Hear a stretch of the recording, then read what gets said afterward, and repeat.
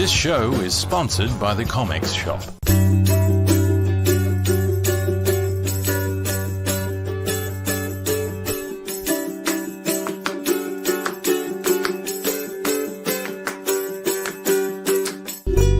We hope you enjoy the show. All right, g'day and welcome to another episode of Tuesday Chinwag. My name is Lee Chalker. I'm the creator of the independent Australian comic book Battle for Bustle, published through the Comics Shop. So we're live streamed on the Comics Network. So the best thing that you can do is like and subscribe them anywhere you can find them, because it helps the algorithmy thingies and, you know, like the roots of the community grow into a big tree. And that's what we're here for. So tonight, there's the guest, and I'm very thankful that Jana agreed to be on Chinwag, and looking forward to this one. I don't know a lot about Jana, but if there's anyone out there that doesn't know much about Jana, you're about to find out a lot. So I will introduce Miss Jana Hoffmann. How are you? I'm good, thank you. How are you? I'm not too bad, thank you, and welcome to Chinwag. Thanks very much. Thanks for having me. No, it's cool, man. I'm very excited about meeting you tonight because, you know, like we'll get into the South Australian community soon, because that's a thriving little network of creators down that way. Possibly a very, very fertile ground of comic book creators, I would say, because most of the people I seem to meet seem to all be around the South Australian area, mate. So, yeah, you can fill us in on some of those details, and you know, we'll get into it. So, all right, Jana, I'm just going to get straight into well, you know, we spoke about it before. I won't delay. So, who? Who am I? My name is Jana Hoffmann. I'm, as mentioned, a comic creator from Adelaide in South Australia, and I've always lived here around the west side, and I grew up. I don't remember this, but I've been told that I was always drawing, and by someone who knew me in kindergarten. Sorry, primary school, not kinder. So yeah, but I discovered comics in high school, and then would catch the bus into the city to try and find, like, look intimidatingly at these, look at all the intimidating, like, racks of comics and things like that. But I was also really heavily into fantasy novels, and so something for me as one of those, like, as a novel reader, that I really loved was being able to start from the beginning. So I never really, like, glommed onto, like, Batman or Superman or, you know, many of the superheroes at all, because I couldn't go back to the start. Like, so I picked up things like Michael Turner's Aspen comics, because they were a new, at the time, this is telling you how old I am, they were a new imprint, you know, they were new, and I could start from the start. And although, of course, I then discovered that sometimes there was, like, little sneaky references off to other things. I was like, oh. So More cash and I bought, yeah. And I also bought a lot of how to draw manga comics. That was, I think it was done by Arctic Press or something. I don't know. They like, the format was not particularly great for learning, but I really, like, I loved it still, and I think I've still got them downstairs somewhere. But yeah, so I loved especially comics, but what I really was drawn to was webcomics and online comics. So especially because being, like, in high school, I didn't have a lot of money to splash around, and like, graphic novels were like graphic novels that would appeal to fantasy loving teenager was like a little bit thin on the ground. So whereas I found tons of really great fantasy comics online, and so when I was at TAFE, uni and TAFE, I did a brief webcomic with a friend of mine called Le Comique, which he wrote, and it was a silly comic strip that was very much about jokes about McGill, and it sort of fell apart when I left McGill uni to go to TAFE. Then after that, I sort of got stuck into being a web developer, web designer, tried to be an adult, and I found that wasn't particularly fun. And so after discovering or hearing about a Adelaide Ladies Comic Book Club, I then got back into the comic scene. So and then so that was probably I don't know, 8 years between the uni comic days and then slowly coming back into the fold and that sort of thing. So there you go. All right. So I'm going to take you back to little Jana now, and I've never been to Adelaide. One of the few places I haven't been. So what was it like growing up on the west side of Adelaide for young Jana? How to describe it? I lived just around the corner from the beach, which I never went to because it was just around the corner. And now that I don't live just around the corner, I'm like, why? It's so great, and it's now a whole 25-minute drive away. Whereas I could have walked there before, but of course I didn't. So I didn't really know a lot of people who liked comics growing up. Like everybody loved Calvin and Hobbes in the paper and all that sort of thing. But yeah, as a kid, I didn't really know anybody else who read comics, which is probably, I mean, I also didn't know anybody who loved reading books as much as I did either. I was the weirdo in the family where, my dad is involved with the Port Football Club, and he'd take us. We'd be guests for a box, and everybody would be watching the match except for me with my nose in a book, and so they thought that was a bit embarrassing, so they stopped taking me to the football because I was so not interested in watching the football. Yep. So I'm the only one in the family who I had a family event, an extended family thing where a couple of weeks ago where I visited family in Victoria, and I think maybe of all the aunties and the uncles and everything, I'm like the only one who doesn't like watch football. Like I go for power. It's like it's the family team. I vaguely remember some of the names from 10 years ago when my ex used to actually watch it. But but yeah, they're all my family's into the tipping and the and everything, and I'm like, does Burgoyne still play? Right. So you wouldn't get invites to like grand final day or anything, like that. Jana's not interested. She'll be reading books and drawing and stuff. I mean, I socially do it, so I'll Hi, Dave. Hi everyone. Yep. I do enjoy the atmosphere of being at the football. Like it can be such a vibe. I will definitely, if I've got family or friends who really love the football, then like I have grown to appreciate. I won't take a book these days if I attend. Just a magazine now. So just some light reading in those little Yeah. moments of quiet, like half time.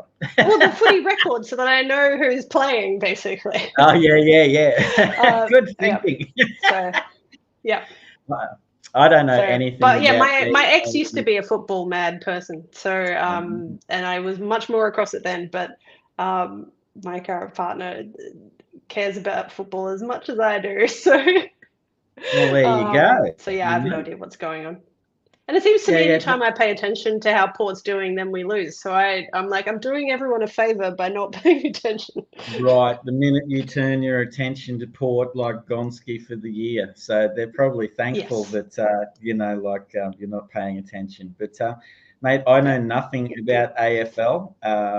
I'm from Queensland, so Queensland Of course. and New South Wales are obviously like rugby league towns, but AFL is infiltrating, for sure.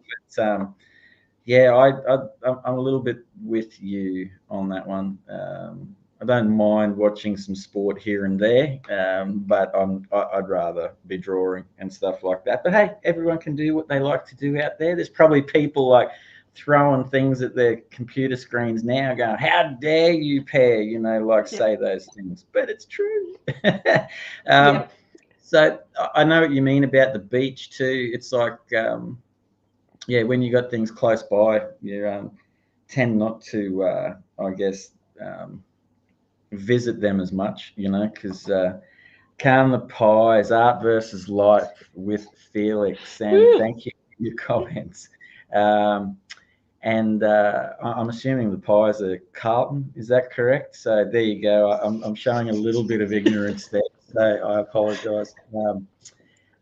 Yeah, but no, beaches are good. I like beaches. I'm from North Queensland, so there's beaches everywhere, and I do frequent them. I find water very soothing, so it's probably because I'm a water sign, but I try and get there as often as I can. Just to add to the context of it. Now, with your drawing, like what? Because you just said to me you didn't really know anyone that liked comic books. So what came first? Was it the fantasy novels? And I'm a huge reader of fantasy novels as well when I was younger. So this will be interesting to find out what titles you were reading.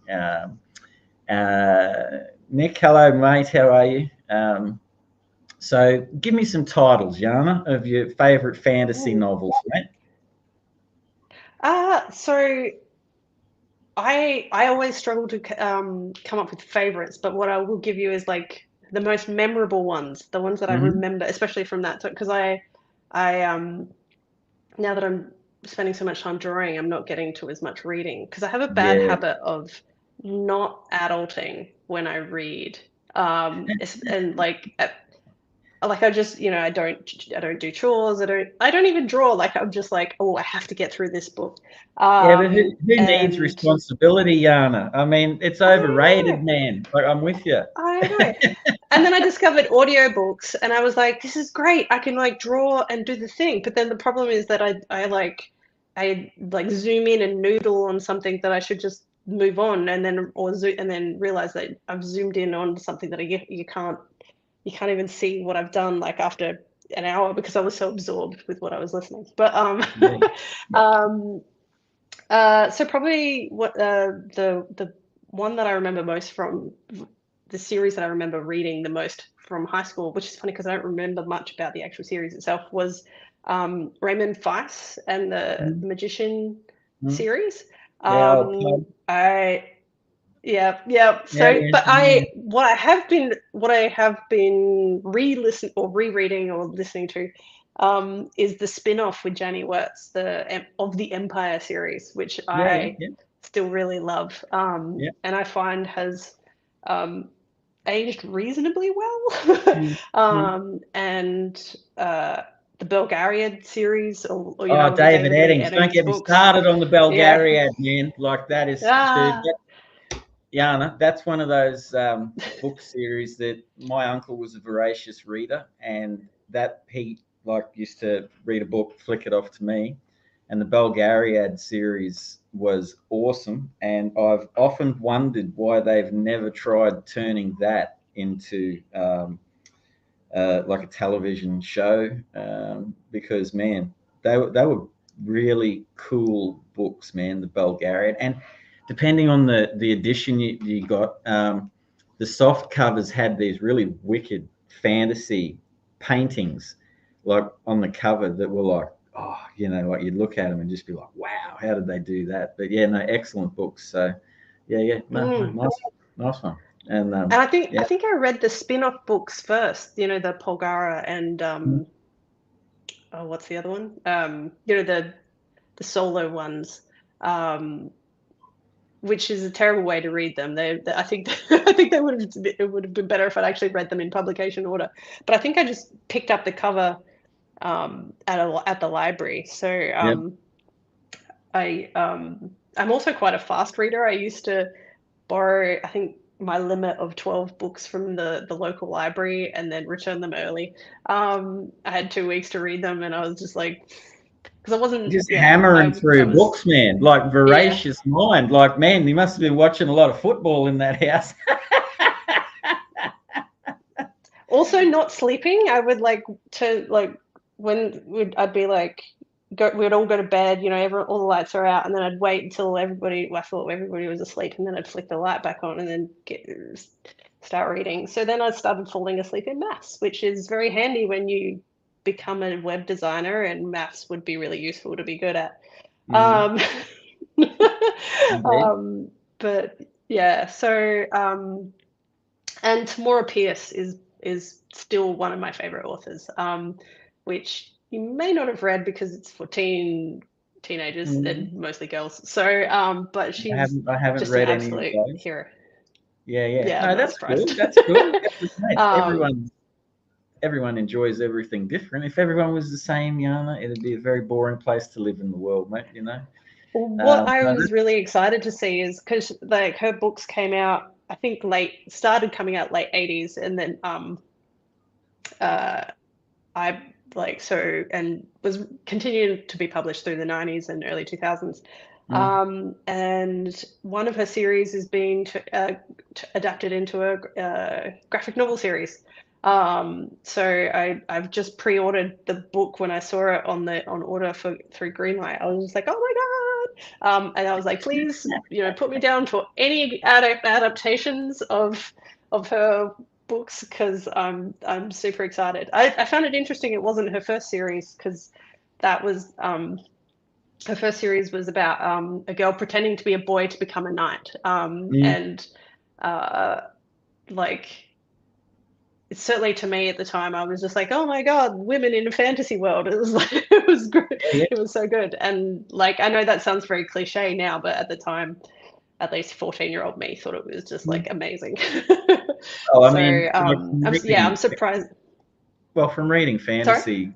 well, when I was reading fantasy, it was very male, you know, like orientated, you know, and so yeah, when those YA books started hitting, I mean, like, man, I'm all for strong female characters.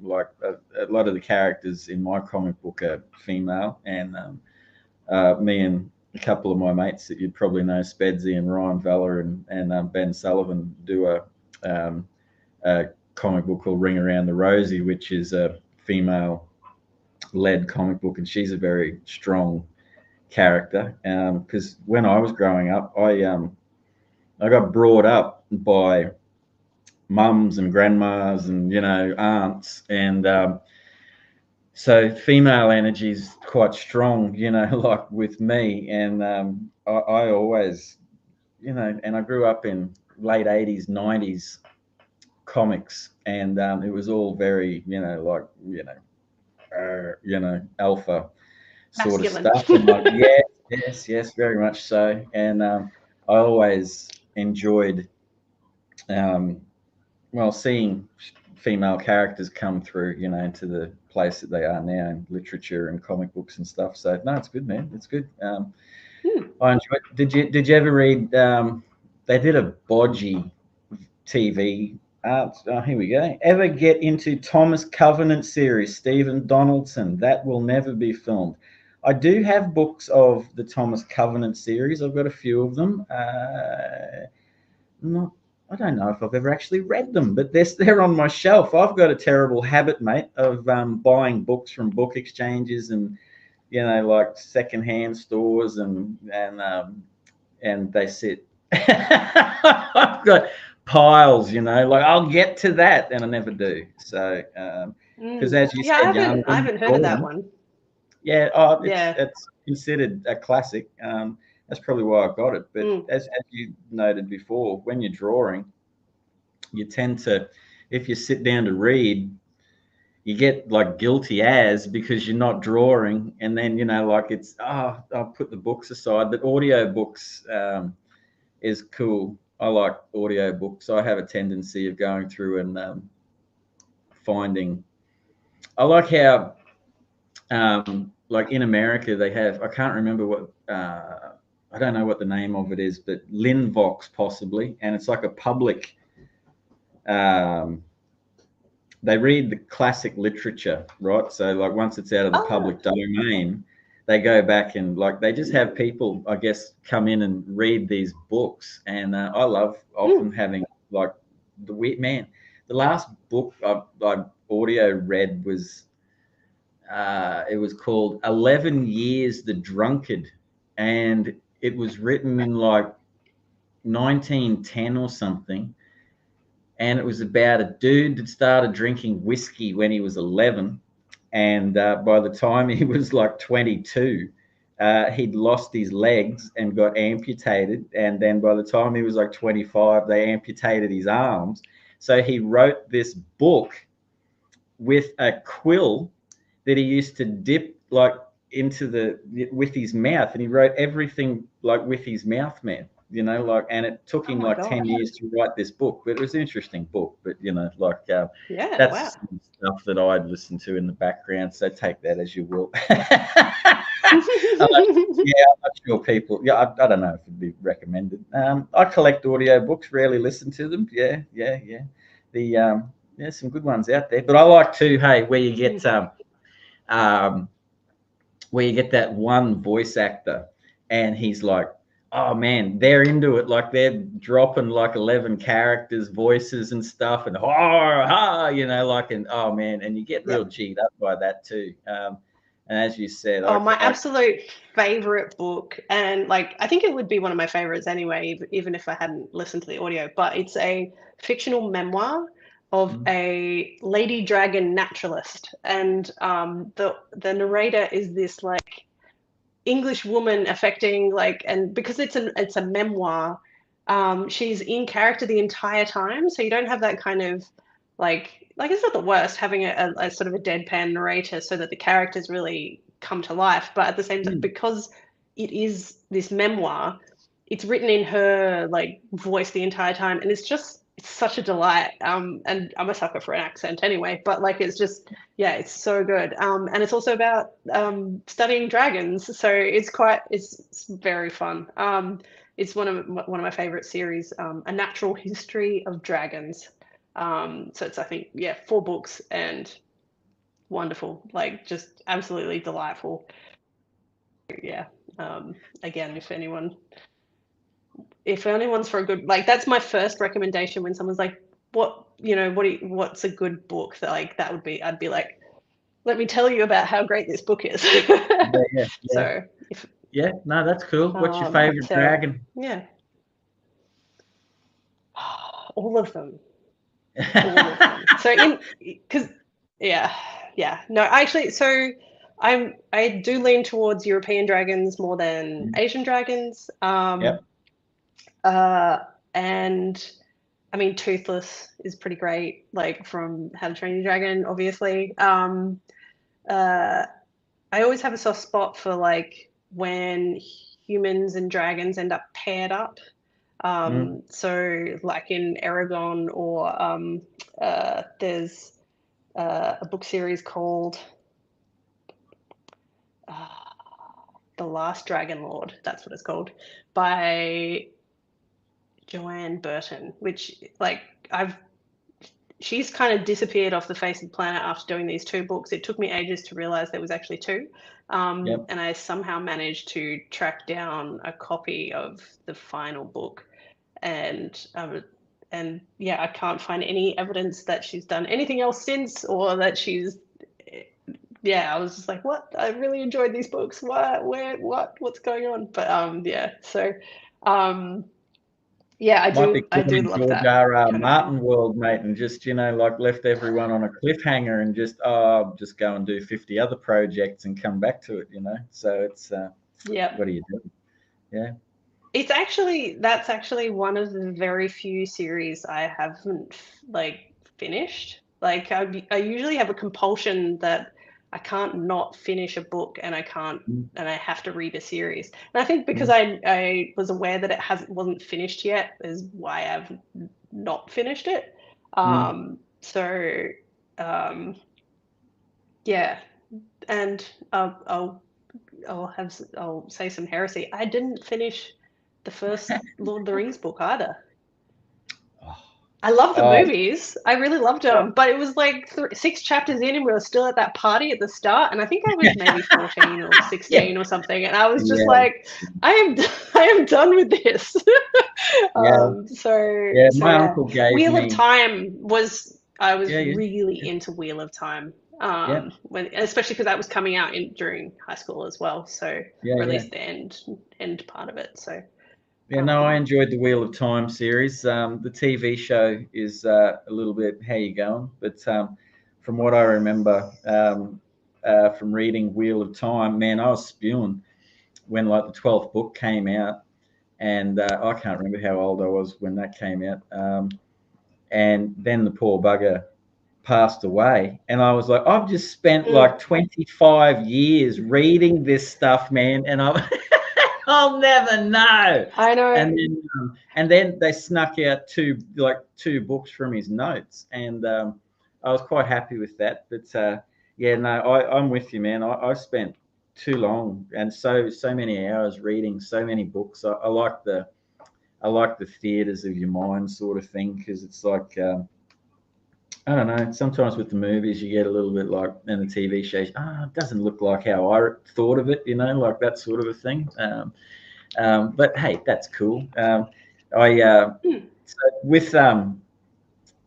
just trying to think with the book reading and the non-existent fake fandom of the football going on, and just hearing a cheer and going, hey, yeah, back to the book, which is, that's cool, man.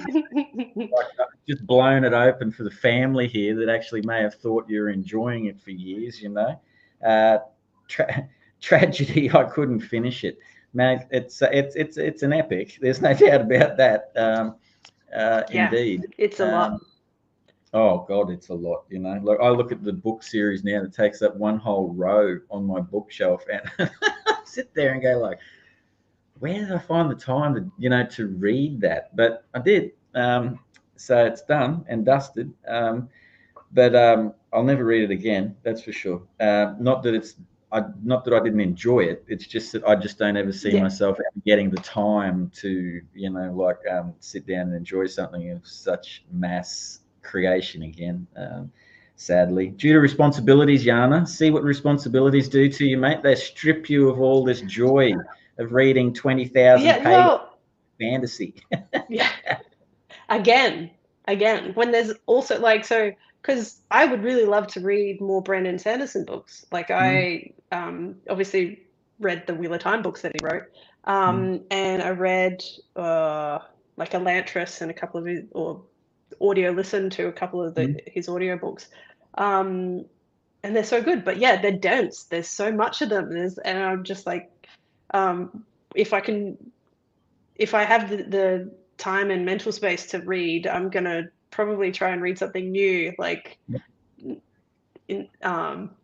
Sometimes I have in the past been like, I need to adult, but I really want some book in my life, and I'll listen to a book that I already know, and I think that will not affect me quite as badly as as reading a new book, but not so much. No. So Mm. I tend not to do it. So Fair, that's fair, mate. um, I think that's 100% fair. We all, whatever floats your boat, Jana, and gets you through, mate. That's keeps you going. So, mate, with all the reading that was going on, and you said primary school was when you started drawing, or at least the person that let you know you were drawing. I'm going to assume with when you were young and you're soaking in all this high fantasy, what were some of the first drawings inspired by this reading? Were you drawing, dragons and knights, etc., etc.? so what I have, like, like I mentioned, my friend mentioned that I was drawing in primary school, but I remember picking up drawing in high school. Mm-hmm. My stepsister was a really great artist, and I also had a friend who was really into like Sailor Moon, and she did these amazing drawings, and I was like, oh my god, and so that got me into drawing a lot. But I drew Pokemon and Dragon Ball Z. Okay, that's left field. So we've gone from high fantasy to Pokemon and Dragon Ball Z, righto. Oh, I Yeah, suppose that's not that yeah, left field because you're learning how to draw manga at this stage too. So, and we're talking yeah. high school, Well, so that's catching the bus into the city, and I and didn't like set out to watch Dragon Ball Z. It just happened to be on after Pokemon in the mornings, yeah, and I kind of got suckered into the like the drama of it, and the all the cliffhangers of like, ooh, so the waiting karma, like building energy for 10 billion years kind of stuff. yeah, So yeah, I would like look up screenshots from the internet and like intricately copy them, yeah. and draw my friends in the Dragon Ball Z style, and like like big shredded muscles and all, like, which we were 14, that was not reality at all. um so and I did like pick Yana, up it's some. reality to me, mate. So come on now. I'm still friends with some of these guys too. It's pretty hilarious. I got the drawings out the other day. I was Oh yeah, like, yeah. I'll say you're a hoarder too. You've still got them, do you? Like all these drawings oh and stuff. yeah, Yeah, well, at the time, I'd like every year I would put them. I had, and they were like school folders too. Like all the school stationery of the like yeah, the folders with the slip. What you would put all your assignments and crap yeah. in Oh at yeah, yeah. school. I Like just plastic had some sleeves and extras, and stuff. I would, Yeah, yeah, yeah, date it all. And so yeah, I would keep everything. I wasn't good at like doing crappy drawings. I would always like keep everything, and then hate it when it wasn't like super amazing. So uh, yeah, so I was going through some crap, and I found all of these folders, and they're dated by year, so for the most part. So yeah, I was able to with those that's guys who I was yeah, friends yeah. with.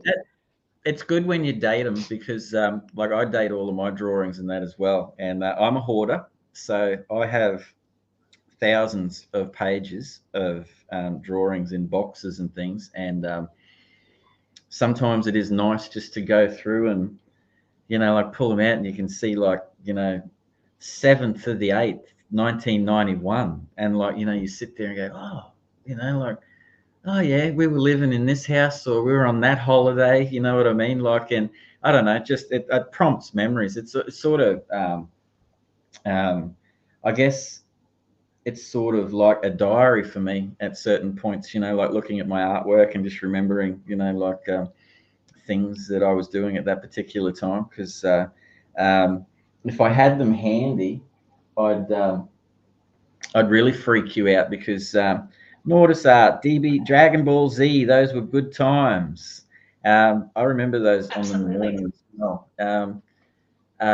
Yeah, if I could get my hands on them, I'd freak you out because my mum kept all of my comic books that I used to draw as a kid and stuff. And um, yeah, I was well into like from looking back, well into like Transformers and stuff like that because I had heaps of Transformers like comic books that I did and creating my own Transformers. I don't know, like that's delusions of grandeur there from a 7-year-old. But anyway, it's like whatever, just having fun. But yeah, I was colouring them in and cutting sick on them, man. So it's like like I was really giving it everything, and um, I had one actually, Jana, like while we're talking about this, it's called the Jaguar. It like hunts in the night. This 7-year-old like getting all dramatic and stuff, and so it's like these hunters. Because I reread it like a couple of months ago, man, and I was like, you know what, like I should have an adult version of that.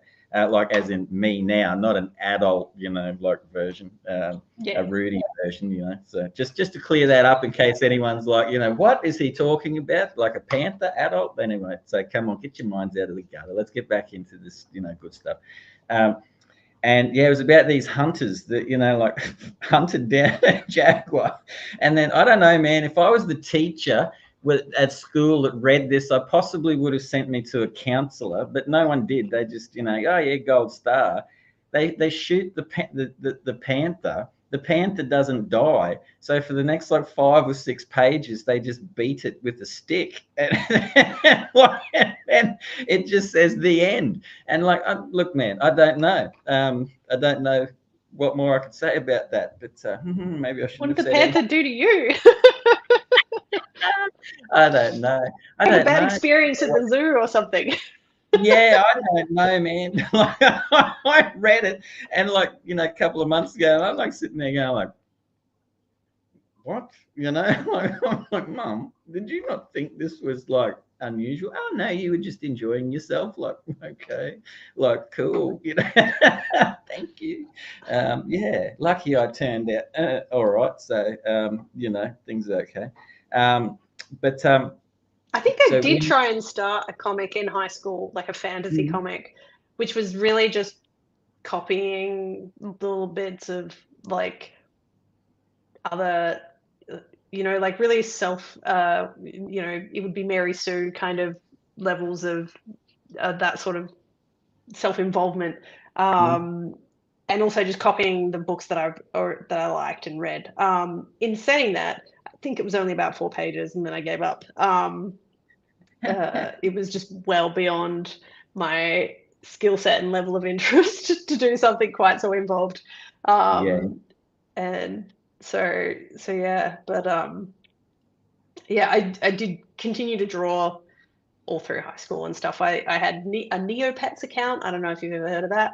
And I I would have heard draw of my it, but as to what Neopets. they are, I have absolutely no idea. I'm possibly a Oh, fluorescent pet.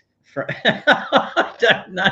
I don't even know how to describe the website. It was kind of like online Tamagotchi with games and Yeah, yeah, right. stuff. Like you got a pet, and they were kind of like sometimes kind of fantasy. It was kind of like Pokemon too, in a way. It was like kind of like Pokemon and Tamagotchi, and because it was all Flash, or a lot of it was Flash games. It was just like, Yep. when everyone was still working out what the internet really was, that Yeah, like yeah. it was one of those kind of strange websites. And so you had your own pets, um, and I think, yeah, I would draw like artwork of my pet, and you got your own like, um, you I have was your own there. post your own little Neopets, page for your pet. lifestyle gambling. Yeah, fair enough. Potentially. Yeah, I think it's still around as far as I'm aware. Like, I yeah. think it's still around. Yeah, well, Um, these things never so die. I mean, Pokemon's going strong, and like Dragon Ball Z, my God, that's still going. You know what I mean? Like he's just in his mm, 57th iteration. But hey, that's cool. Like yeah. the longevity of it, and brings more kids into like imagination and like fire and the synapses and stuff, and like wanting to create things and that. Yeah. I reckon it's really cool, man. So, That's cool. So when you're hitting the Neopets and you've got your screen, what do we got still around? I have a friend who works in marketing there. There you go. So Neopets is Oh, still wow. around. So boom, boom. All right. Amazing. So good. Yeah. So see what a Neopet is. I don't think I've ever seen one, but we can change that. The internet is an amazing place. You can find anything. Now you were mentioning before you used to jump on the bus and like head into your local comic shop, and what was it that attracted you to Michael Turner's stuff initially, other than being issue 1? Because I'm assuming at the time there were other issue 1s out, like at those particular times. And how did you find out about a comic shop? You mentioned before that they were, like the racks were a little bit intimidating. So I'd love to find out what your recollections are of being younger, and like I'm heading in here. I'm taking on this comic, thing. How did you become aware of comics after fantasy and all this other stuff and draw and just put it together? Like, tell us that part of your story, man. Well, I definitely it was webcomics that got me looking for comic shops. Yeah. And I guess I found the comic shops intimidating because they weren't set up like a bookstore, which was what I was really familiar with, or even a library, They weren't set up by genre or by alphabet, which but by publisher. And I was just like, I don't know. I didn't know anything about the publishers, so I didn't know what they offered. Aspen was a fantasy comic that and so I was like, it's like sci-fi tech, but also dragons and fairies and magic. So I was like, well, that sounds good. That sounds great to me. So I also picked up, I think it's Claremont's Gen 13 series. Yeah. Again, because it kind of looked like it had a little bit of magic, and it was a number 1. There was also a bunch of like floppy mangas that I picked up. What was they called? Because it was fantasy again. So, but they were like randomly just sort of in the middle of stuff, or like they kind of randomly ended. I never really picked up what what was going on in those stories, but the art was so amazing to me. I was like, this is so good. So I didn't really care. I just copied, like, again, I just did lots of copying. So I was copying just the big-ish splash panels of like that, like intricate pencil copying of this stuff. Were you tracing them, or were you like having the comic book there with a piece of paper and eyeballing it and doing your own version? I think it was mostly eyeballing. Yeah, it was mostly eyeballing. Occasionally, I would even try and do my own version of the pose or the character. Like, I would try and make it not look like I was copying it, when I was very much just copying it. Which is fine. That's how how a lot of kids learn, and we all learn, mate. There's absolutely nothing wrong with it. And I would post a lot of it to DeviantArt and Elfwood, which is the website that people may or may not remember. I'm pretty sure it is now gone. It was like DeviantArt, but specifically just for fantasy artwork. And what else did I pick up from there? Because I really got into the X-Men cartoon series for a bit. So, and also I say really, I watched some of the like X-Men cartoon, and then there was X-Men Evolution, which I think was like everybody in high school. And I had a crush on Kurt. I don't know why. Like, he's a freaking blue alien. But anyway, I think, again, accents. I like the accent. Fun times. But yeah, so they so there was an X-Men Evolution cartoon that comic that I picked up. It wasn't very good, so I didn't keep it. It was just a volume of that. So yeah, I after high school, I kind of only read webcomics for quite a while until until I found the Adelaide Ladies Comic Book Club.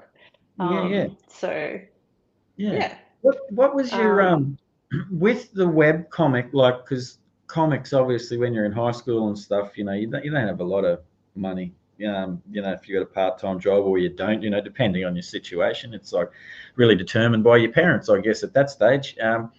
But what were web comics at that stage, because they were accessible, obviously, and you've got an interest in the interwebbies, because like we can get into what you do a little later on.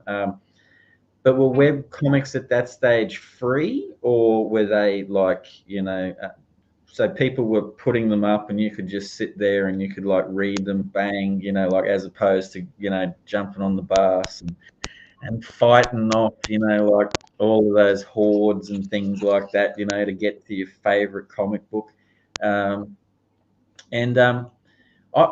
to be honest with you, I myself, I don't know why, I've never really come across too many web comics. I mean, it's probably just being a little bit older. I think I'm a little bit, I don't know. I just sort of like having comics to read. You know what I mean? I don't know. It's just, look, it's an age thing, maybe. You know what I mean? I don't know. But what are web comics still going? Are they big? Like, talk to me like I'm an idiot, Jana. Like, I don't know, like, because I literally know nothing about web comics. And from someone who, like, got into them during that period, hit me. Tell me what they're all about. I mean, yeah, to be honest, I don't think I know anyone else who read them quite as much as I have. I'm sure that there's obviously tons of readers of webcomics, but yeah, in high school they were free, definitely. Although they were work on dial-up internet. There was nothing more than loading up the comic, because you'd bookmarked it, obviously, because how else were you going to find these things? And then you'd be like, and you're like, oh, it's the same page as yesterday.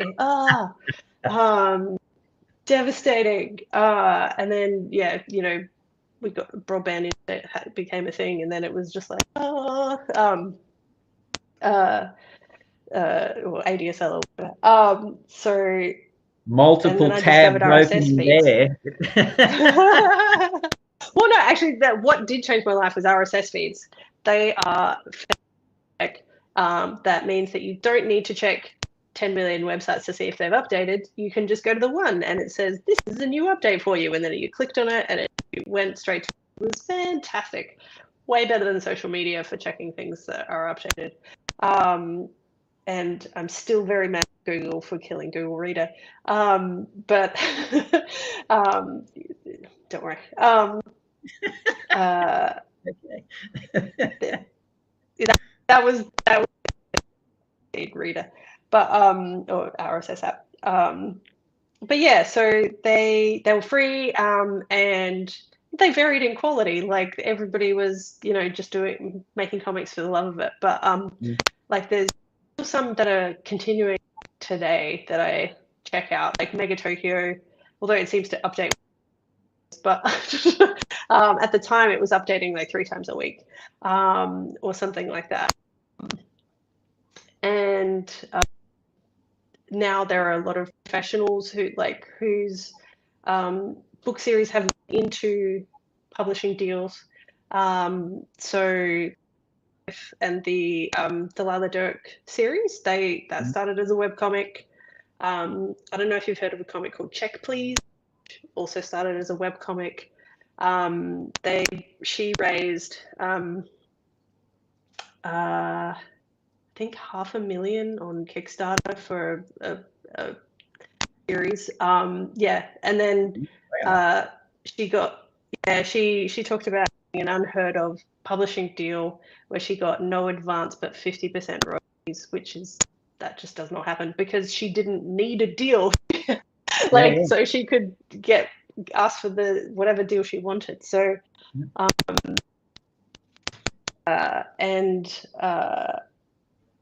what else? Johnny Wanderer is that also led into another book called Barbarous, which I don't know if that's actually, is that published yet? I don't know. It should. They're Yuko Ota and Anath Hirsch, I think is his last name. They're a comics power couple. I would say they're writer artist couple, and they are incredible.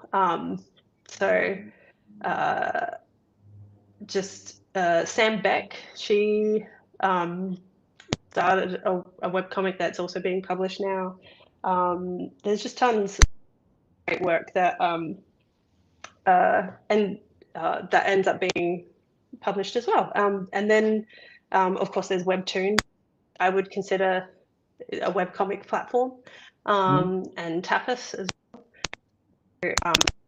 Mobile optimized, which is a whole new fancy thing. There's a little. Can you read that little note that's popped up on the screen there? Because your sound is just starting to cut in and out a little. Ooh. It's okay. Take your time. Uh-oh. And if it doesn't happen, we'll just work our way through. It's just a little click. I'm not quite sure what that is. Hello, can you hear me? Yes. Oh, yes. Right.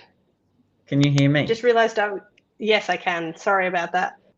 I have Ethernet cable for my computer, but sometimes I use the Wi-Fi to hotspot, and I've just realized that I'm still on Wi-Fi, which was a mistake. And then I accidentally, I was just like, I'll make it better by connecting via Ethernet, and then of course disconnected the call then, I think, because I disconnected the Wi-Fi. So I won't do that again. Sorry. That's okay. We've learned something today. See, we all make mistakes, but that's okay. It's that's the beauty. That's the beauty of live, streams, mate, is anything can happen. It's in the past, just so you don't feel too bad, there's been dropouts and I've had to sit here by myself for a minute or two and just shoot the breeze. And the best one ever, and I know he's probably out there watching because I did see a comment before. Spedsy had to stand in for me one episode, right? Because we had a cyclone up here, and he was standing in, and the guest was Tim McEwen. So the show has started, and all there is Spedsy because Tim McEwen's internet, for some particular reason, was Gonski for like about 3 minutes. No. And oh man, and like, mate, respect. Spedsy was like, like doing what he was doing, but he got through, and then Tim was like, "Hi," and oh man, I thought, like, thank God that wasn't me. But baptism of fire, so don't stress too much, mate. These things happen. But so I would presume that web comics have been very influential in your push on into your own comic books. So my next question, I guess, is when did you decide and what format? Like, where did Jana, the creator, explode onto the scene, mate?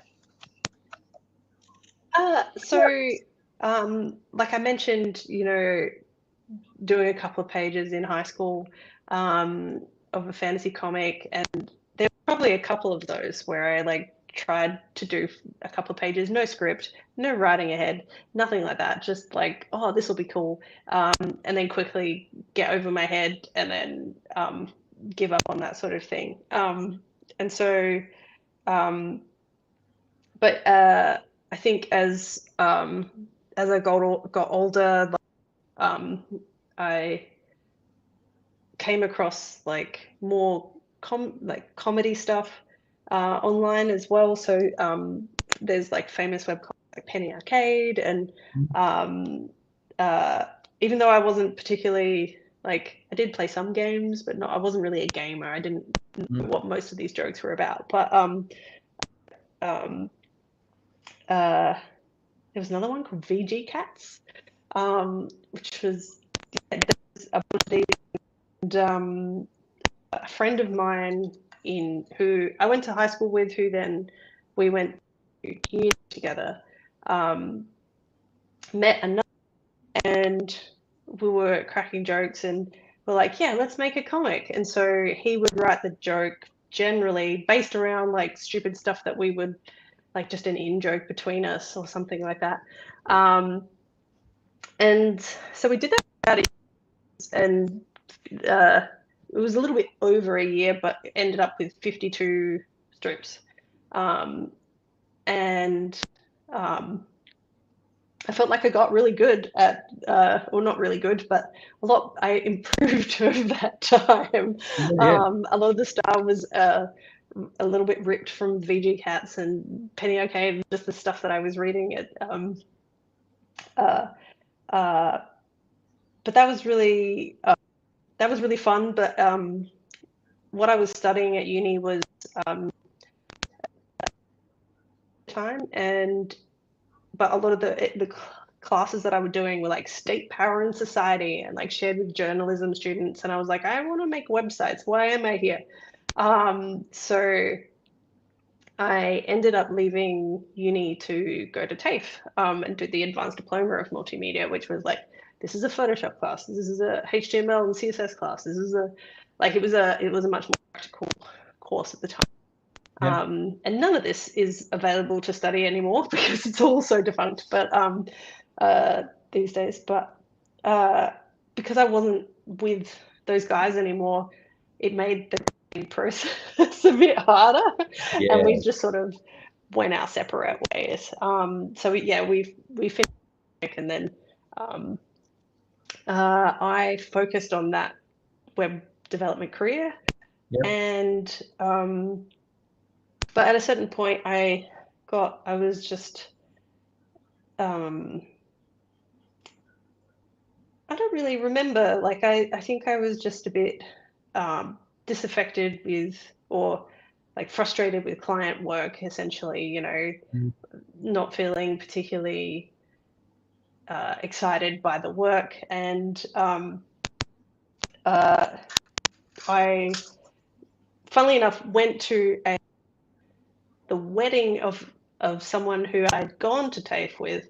So by this point I'd been working for full-time at an agency for probably 4 or 5 years. And I went of someone who I'd gone to TAFE with and hadn't seen for quite a long time. And during the wedding, one of the women I met, she was just like, oh yeah, my friends, we have this book club, this Adelaide Ladies Comic Book Club, and we meet once a month and we talk about it, and it's great. You should come. And I was like, this sounds great, sure. Like, I would love to meet people who read comics. Like, because I don't know anybody else who does. So so that was really, really, I met a whole bunch of really great ladies, and essentially discovered comics, discovered in a way. And I met Jess Kate there. So, and she and I made, so we'd known each other for maybe a year, I guess. I don't know. We got excited about making a comic. And so we worked on our first comic, Heart and Miliera. So that was a steampunk fantasy book series, or series. And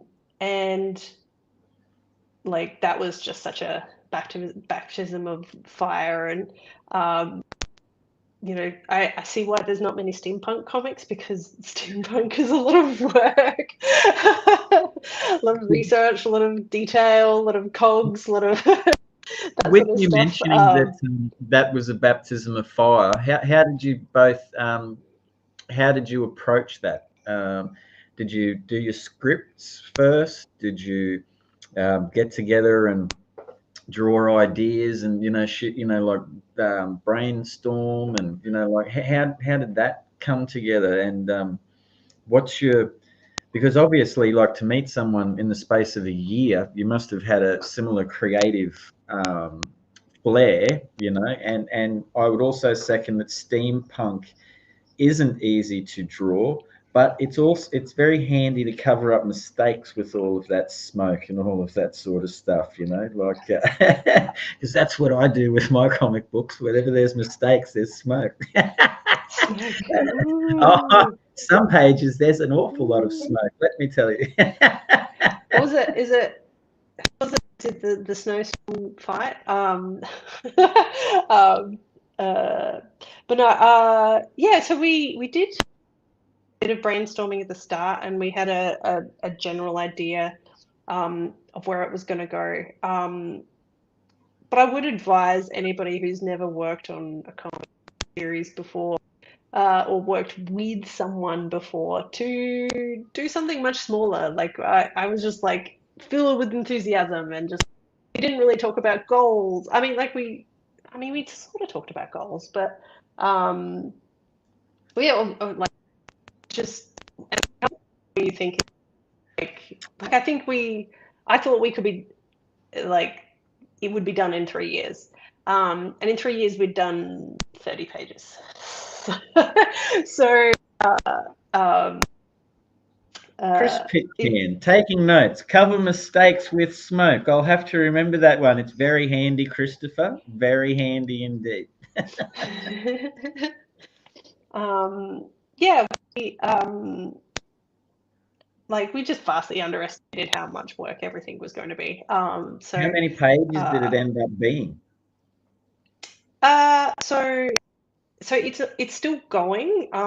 At a certain point after 3 years, I personally had been listening to a bunch of podcasts and reading about writing, and there was a particular podcast which isn't around anymore called Paper Wings. Yeah, I just really wanted to give writing my own work a go. And Jesse had finished the script by that point. And I didn't want to wait for another 3 years to work on my own stuff. So we sort of parted ways, and so Jesse's got another artist who's helping out with the series. And still going. And she's amazing. Cami, I can't remember her last name, but if you look up Heart of Miliera, you'll find it. And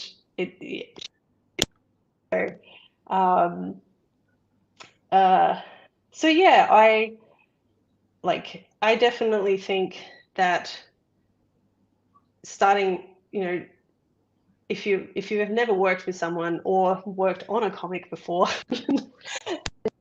then really scaling it down to the smallest thing and say, let's do a 24-page comic, and then you might end up with a 50-page comic.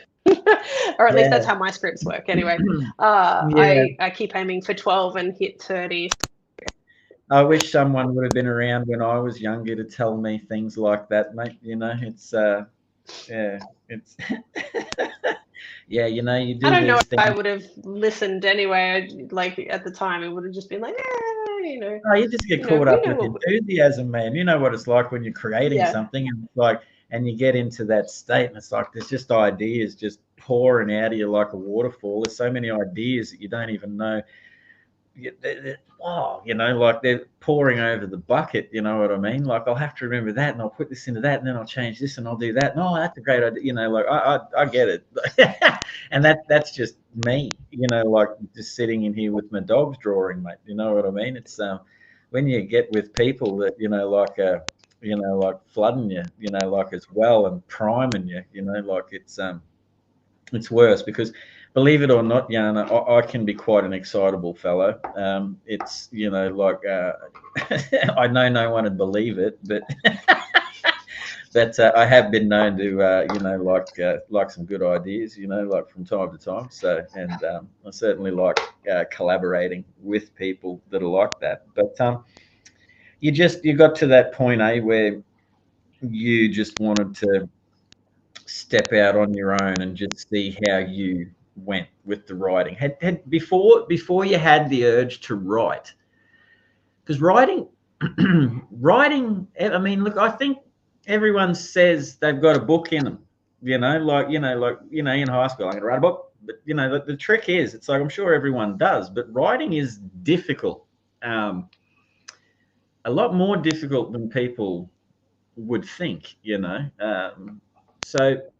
Were you always a writer? Was it something that you dabbled in, or was this one of those occasions of, I've got this idea, I want to have a go at this myself, so I'm going to research and study some things to give me an idea of where I'm going, and I'm just going to have a red hot crack at it?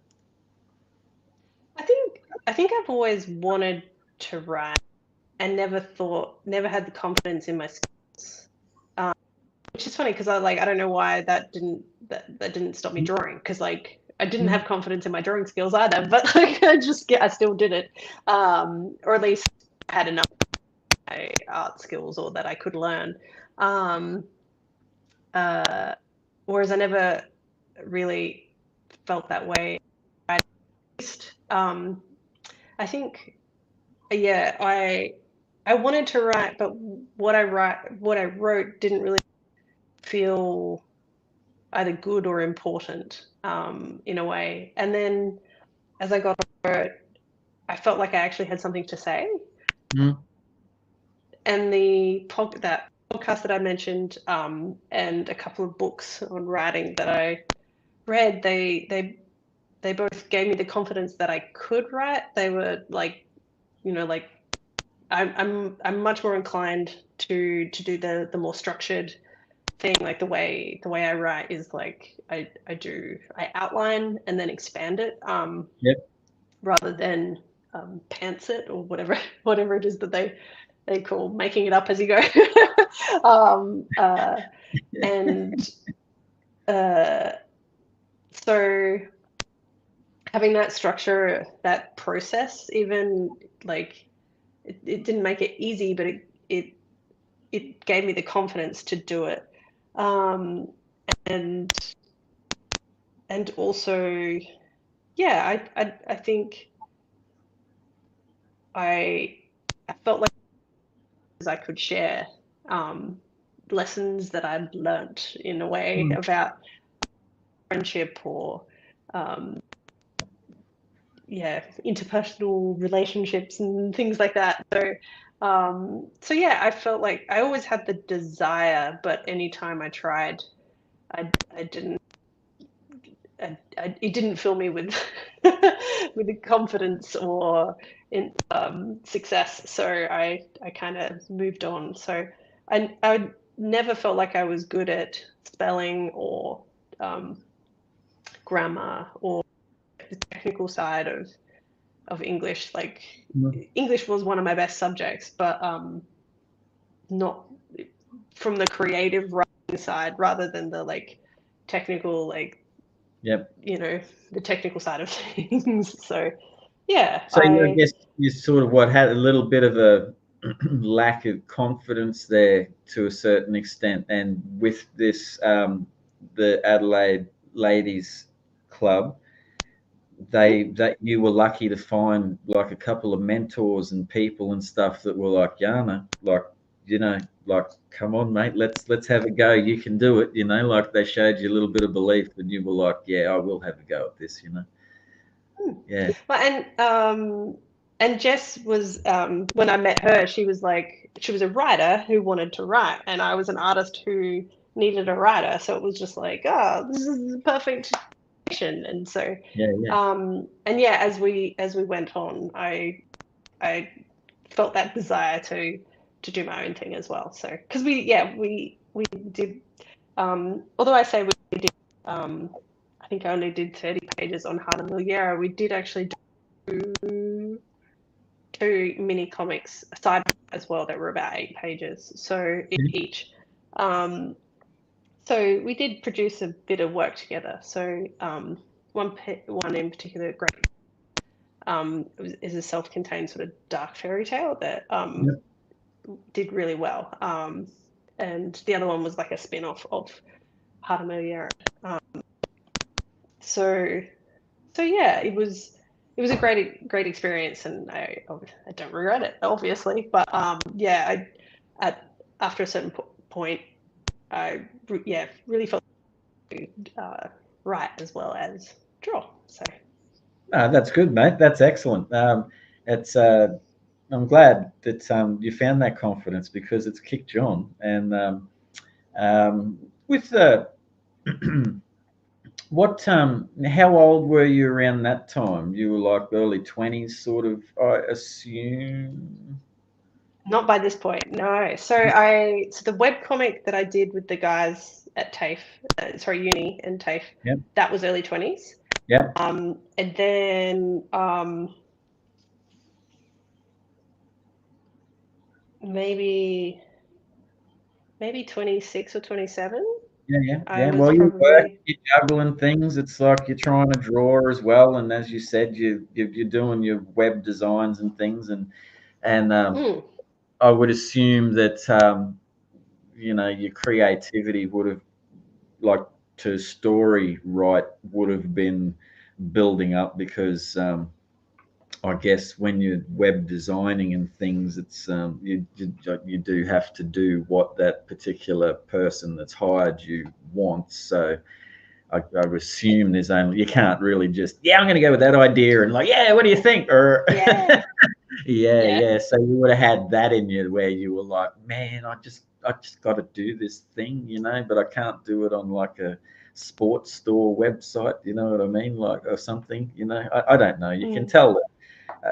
I've never done web design or do anything for anyone else. I just I don't know. It's just, I don't even like drawing other characters, man. To be honest with you, I just, like, well, I don't know. Like, it drains me of life. Like, I just I just like doing my own stuff, man. It's so I can understand how you would have been feeling about wanting to get out there and do your thing. So where now with the Adelaide South Australian comic scene, so you've some of those people that you met in that the club that like, were your mentors and mates and stuff, are like, are they still floating around in the broader South Australian community, and like going to the comic book conventions and the paper cuts festivals and varying things like that? Or have they sort of disappeared a little bit, and Jana's still like plowing on with her creativity and stuff?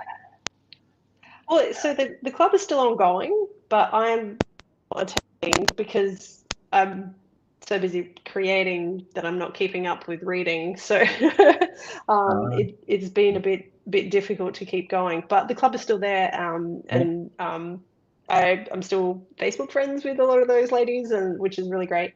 But I through going to that club, like, most of the were just fans of comics. They weren't creating their own necessarily. It was like, so Jess and I then went off and made ours. Right. Okay. Sorry to interrupt. It's like, it was literally a reading group. Like, you'd hang out and have coffee and go, I read this great comic book, and you've met Jess, and you and Jess wanted to create. So you came together and you've left the readers behind, and off you've both gone. I get it. Stephen McLeod, how you going, dude? Dig the art style on Heart of Miliera. Great flow to it. It's nice to see a comment from you, Stephen. I hope you're well, mate. Appreciate that. So and then to get when we made Heart of Miliera, we we approached the local stores about firstly we did a Kickstarter to print a prelude, I think it was only 20 page floppy. We ultimately wanted to print it in volumes more than or like trades, I guess, rather than floppies. We wanted to have something to sell at Supernova or Oz Comic Con or that sort of thing. So we kickstarted the prelude issue, and then we tabled at Oz Comic Con and the toy fairs and things like that. That's really met the local creator community, and so tabling at those events was where we met other local creators and Gina and the Paper Cuts team, and so that was how that sort of all grew. And so and how did you feel when you both decided, like, we're gonna print it, we're gonna kickstart it, we're gonna and go out and we're gonna meet people? Like, were you nervous? Were you excited? What was the initial feelings at that stage? What was going through your mind? I was really excited, and also because Kickstarter is a big thing in the webcomics space, and so I was by that point a Kickstarter super. I was super across all the processes involved, how a good campaign should be run from a backer's perspective. I obviously hadn't done it, so I didn't really know the side of the table. It exceeded all of our wildest expectations. It was really, it did a lot better than we were expecting. And I think we just had so many great family and friends who came out to support it.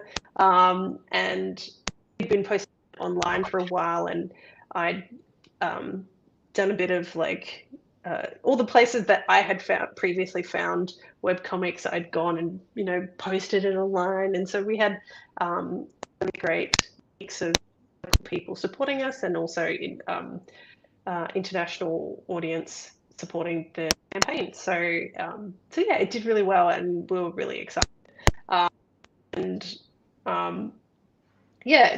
Tabling at cons was just such a great time, and it was at one of those cons where I walked past Nicola's commission, and she was sharing her origin story, I guess you could say, of how she at 27, 28 was dissatisfied with her career and decided that she wanted to draw one-on-one for a living. And then 5 years later, 2 years later, she moved to the States and worked really hard. And then a couple of more years later, she was drawing Wonder Woman. That I found, that was a really inspiring story. A little later that I found out that she gave herself sleep problems because she didn't sleep at all. It was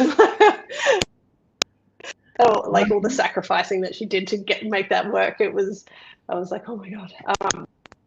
Dedication, dedication. Yeah, it was incredible. See all that sort of stuff, but you got to hard work, but makes a difference. I guess it depends on what you really want to do with yourself. I've never met Nicola, and I don't know a lot about her, but what I do know, and from what people have told me, is her work ethic to improve her art, and that goal she set herself was just, man, she hit it and worked damn hard. So whatever success she has is amazing. Sis, can you bring that comment from Stephen back up so I can read it out? Art influences growing up.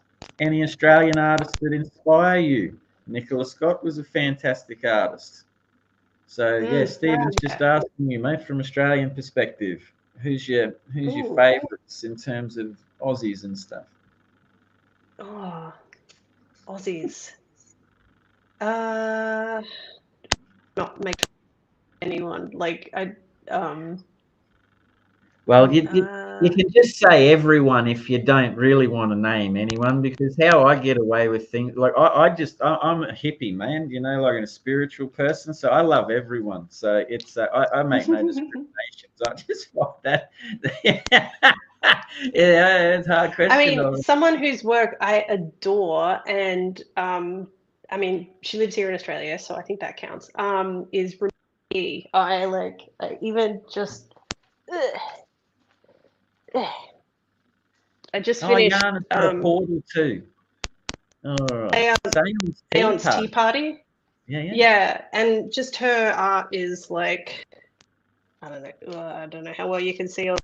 It's like it's a middle grade graphic novel, but like I cried at the end on the plane. I was reading this on the plane, and I was just lucky that Mum always has tissues on her, because it was we were like coming into landing, and I was just like, oh, it's so beautiful. But yeah, her artwork is divine. And I mean, the other person I think of is actually New Zealander, so that doesn't really feel her like art. But there's a lot of Americans that I'm inspired with, like Becky Cloonan, Meredith McLaren, Tony Cliff, and Carl Kurtz at the moment. He's got an incredible Kickstarter going at the moment. Who was the artist? It's Ramina Yee. So there you go, Steve. Ramina Yee. I haven't even read all of her work, but like it's just incredible. I watched Foot Rot Flat just again the other day. Just a couple of weeks ago, we watched the movie. So because I hadn't seen it for. And did that stand up to the test of time? 10 years.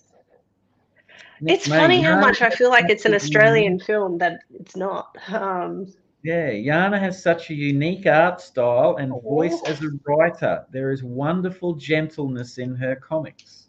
Nick May, thank you for the comment. Nick. And trust me, Nick would have read every bloody comic that you put out, mate. Like, the man is like, you like your fantasy novels. Nick May is like a voracious comic book reader, and is probably getting himself into the category of I would say a very detailed historian almost of comic books. You can talk to him about most subjects, and he knows. So there you go. I would take that as a huge compliment, Jana. Yeah. Thanks, Nick. I really appreciate that. Yeah, and if anybody likes my work, then they will definitely, or at least my writing, then they will definitely like Ramina Yee's stuff. I mean, I've only read a couple of her books, but like I'm dying to read more, because it's her art is fantastic, but also I feel like it's related about friendship and stuff. Like it was a really wonderful book.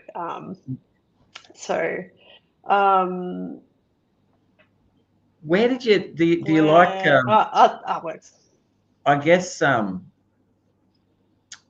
now, like, you're writing from life experiences, things that you see. Where do you get your influences from? Are you like someone that, like, might be sitting out having a coffee and you just see something happen across the street and you jot it into your mind, like, or is it more like personal, autobiographical type stuff, just for anyone out there that hasn't read any of your work, mate? So my first solo work, The Lonely Giant, that was both like based on my own personal experiences, and also there was a book that I read growing up when I was little that was really special to me. It was from a fairy tale book, and it just had a bunch of little short stories. And I really struggled making friends. Like I was much more comfortable reading a book than like Yep. being social or anything like that. And um, joining that ladies comic book club was actually a part of me like trying to make friends and like put myself out there and do that. And it was sort of later in life but later in my 20s when I realized that, making friends is a skill and it's not that, it's not inherent to everybody. So The Lonely Giant was kind of about making friends and reaching out to the people who at the time, like I did, really struggled to make friends. And so and depict that it was a struggle, because often in fantasy books, like, kids just seem to make friends kind of accidentally. And that was never my experience as a kid. Um like I never accidentally found best friends. Very anxious about my friendships as a teen. Yep. And so yeah, The Lonely Giant was a really, whilst it's a completely fictional story, Yep. it was based on my experiences trying to make friends Yep. and things that I felt like I'd learned.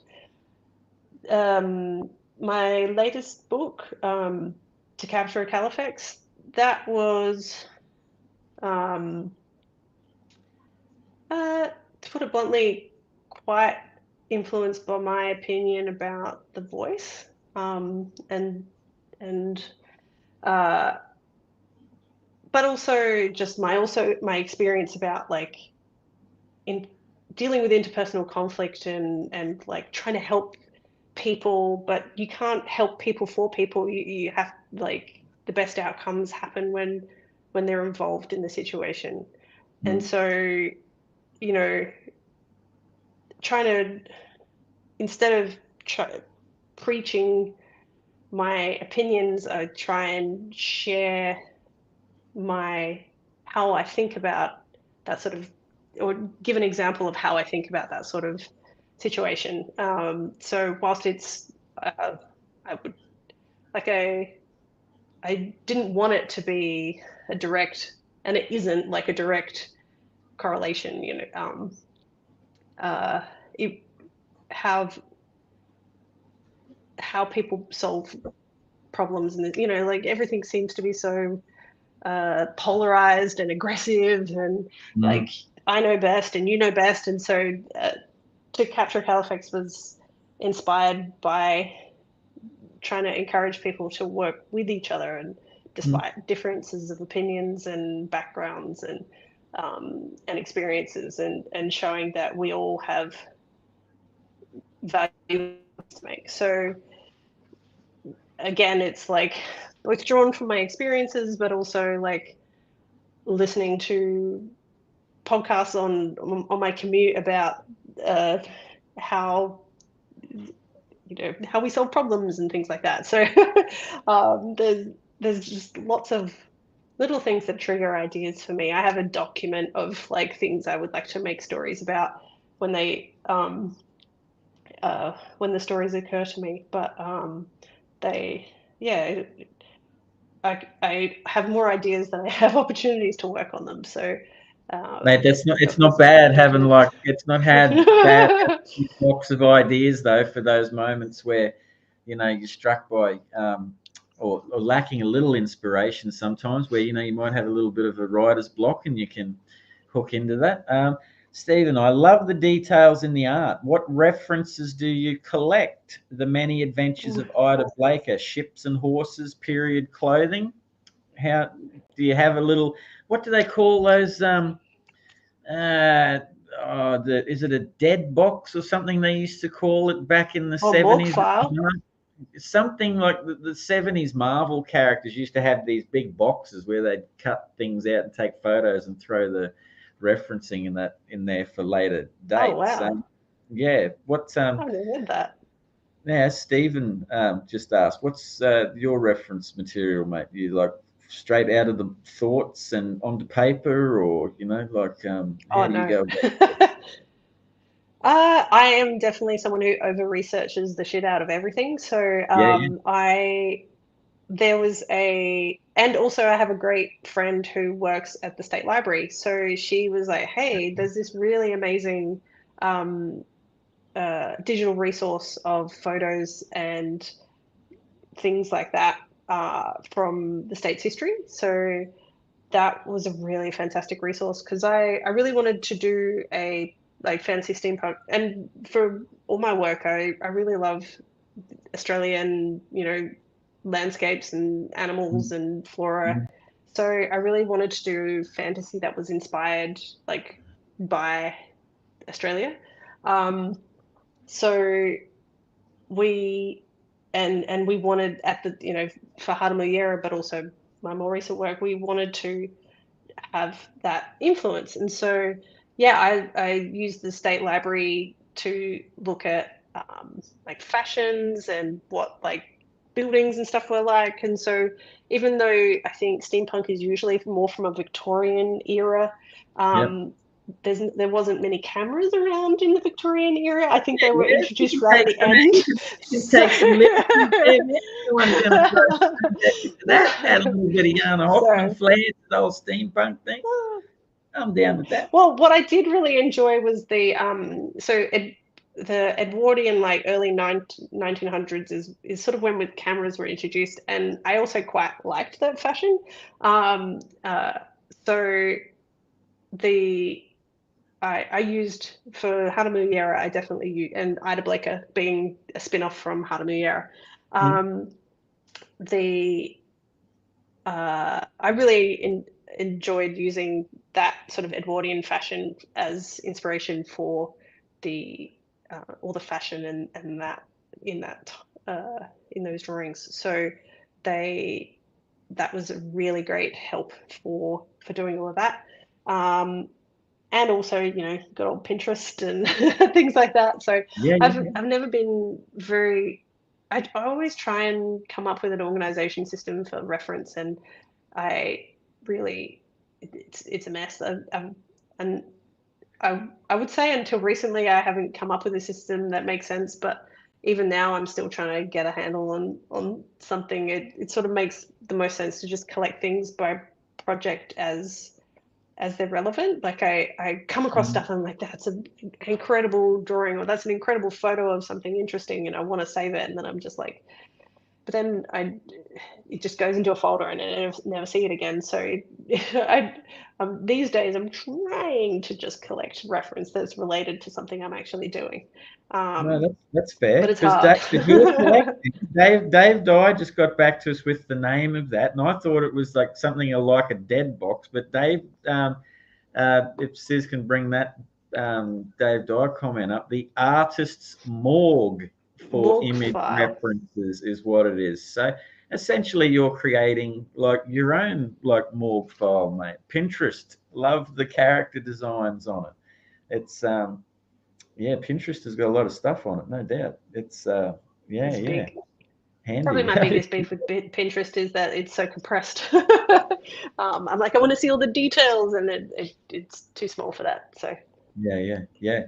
No, that's cool. I like the fact that you were saying before that you're using your artwork and your creativity to like not only like put your you're putting your voice across, but also things that trouble you on a societal level as well. You know, just your observations that you're seeing on a street level that you would like to see, I guess, change to a certain extent. Because I mean, communication is key in everything, I would think. And it is a world where I would say impatience, anger, irritability, definitely things that stand out amongst, human interaction that I can see. It seems that it is a bit of a it's your way or the my way or the highway type thing. Everyone seems to be on in teams and sides, and like everyone's wearing, like has a flag, if you know what I mean, instead of like realizing that, hey, like we're all one unified people, man. Do you know what I mean? Work together.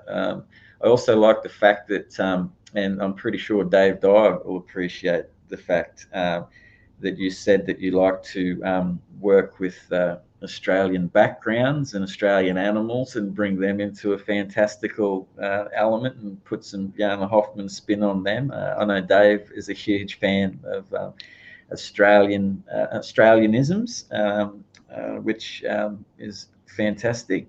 So I do like that. I like I love doing chinwags because I always get to see, it's not all superheroes comic books. There's, like slice of lives and all that sort of thing, like and your own perspective on stuff. It's the how long what do you are you traditional, or do you use your like computer to do your artwork, or iPads or anything? So how do you work? So I usually do sketching on my computer, and I've been experimenting with.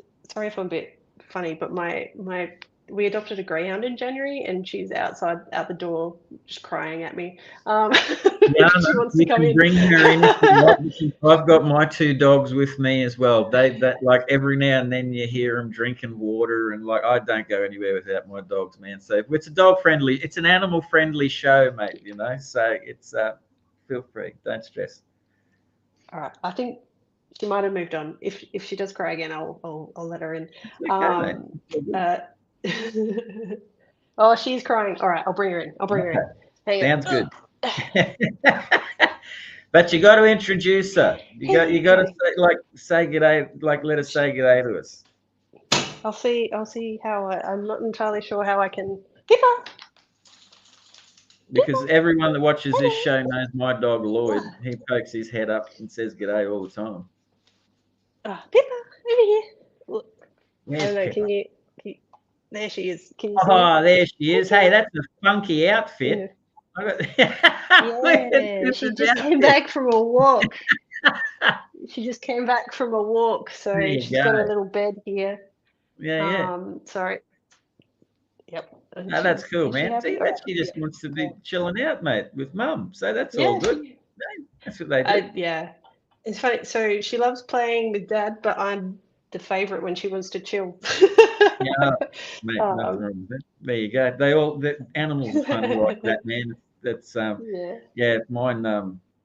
mine do their own thing, but for some particular reason, like I'm a bit free range with my kids. It's like I just sort of let them do what they want to do, and they come and go as they please. But whenever there's a chin wag on, man, it's like Lloyd is like there.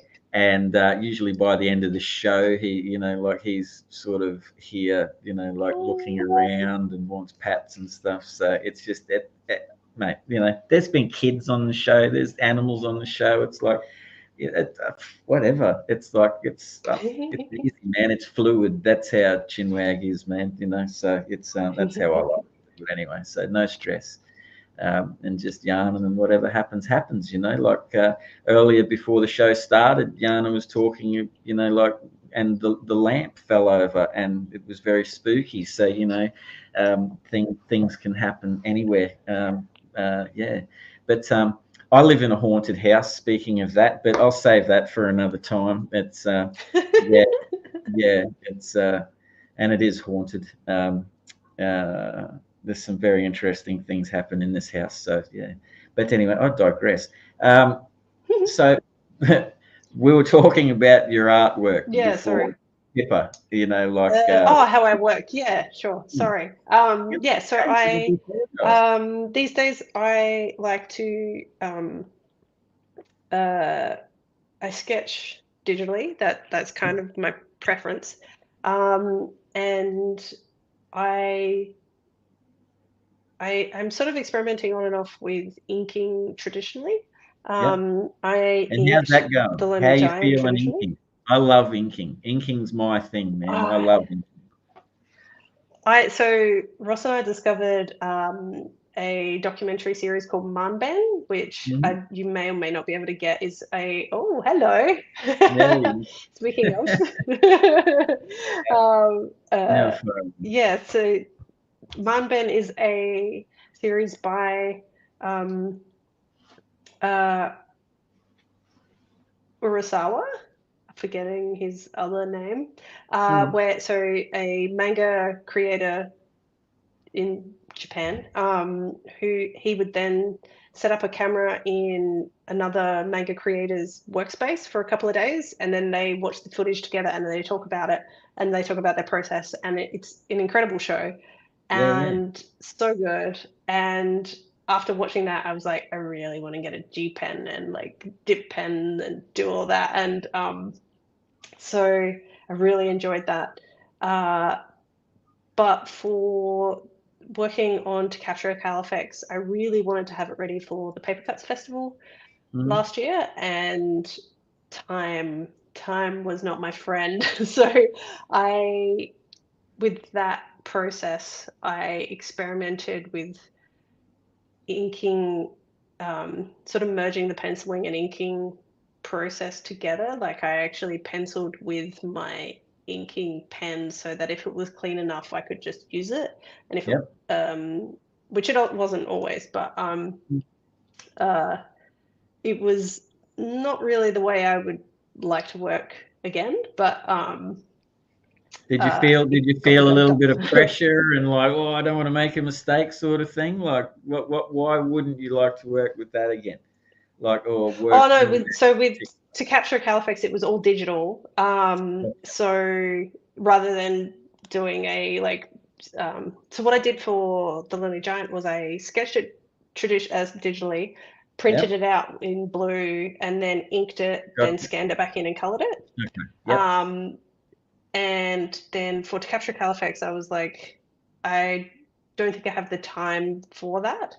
So I was penciling and inking a page kind of at a time, and then I went back and then I fixed some inconsistencies because I learned to draw them a bit better / differently as I got through the series. So that's kind of why I wouldn't like to do that. I would prefer the opportunity to actually pencil a bunch of pages first and then go back and ink it. So because sometimes for me, I find that I discover the best way to draw them on as you go. So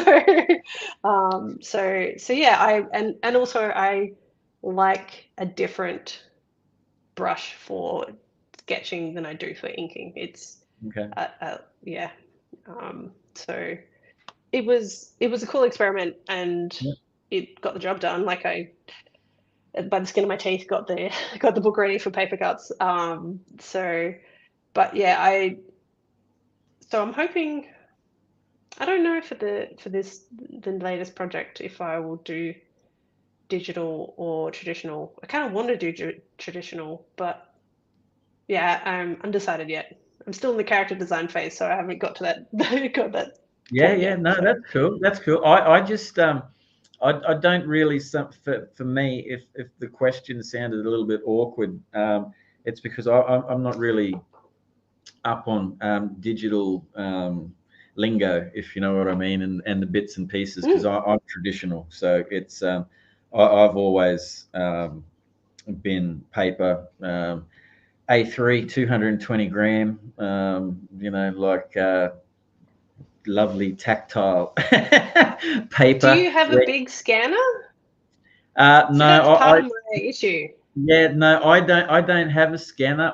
What I do is I usually just collate about 10 pages together over a month, and head off to Officeworks and chat to the ladies and the dudes down there who have known me for years. So I think when they see me coming in, they're like, far out, you know what I mean? Like, here we go, and it's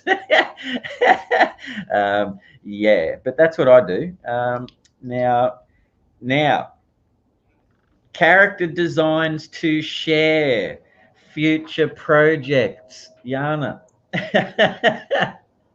So unfortunately, I can't share anything yet, because I'm working with another friend actually on a comic pitch, and so she has only just got a hold of those character designs, and so I feel like it would be unfair of me to just reveal them to the world before I even get feedback from her. So yeah,